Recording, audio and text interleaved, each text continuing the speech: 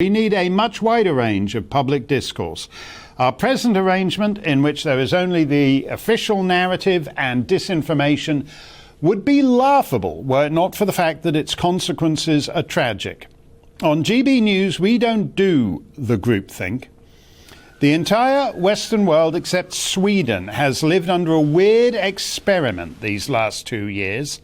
And that experiment has had consequences. A couple of weeks back, I referenced the Ofsted report on the damage done to our children by the years of lockdown and isolation. This is mostly in terms of stunted educational and social development. I'm slightly amazed at how little coverage that Ofsted report got in the media, even though Ofsted is Ofsted, so it's all super official.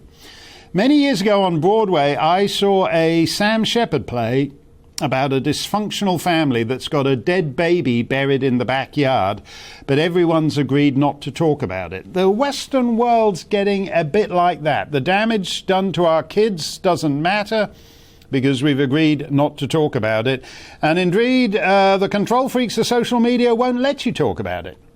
We now have, in addition to the Ofsted report, a bizarre and terribly serious physical ailment that's emerged in a dozen developed nations. Child hepatitis at about 4 times the usual rate.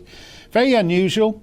It's in Western Europe, America, Israel, but the epicenter is the UK. We account for about 2/3 of all cases reported to the World Health Organization. In fact, England alone accounts for about half of all cases worldwide.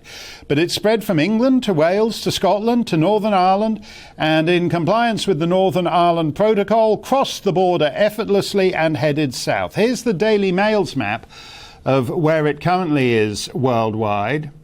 Take a look at that. America, Belgium, Spain, Israel. What do these countries have in common? Well, some of the toughest COVID regimes of the last 2 years. And as the Telegraph says, deadly outbreak of children's hepatitis linked to lockdown. Infants may not have been exposed to viruses because of restrictions during pandemic, says UK health chief. 1 child is dead, and 10 UK children have had to have liver transplants, which is an awful thing to have to undergo at that age.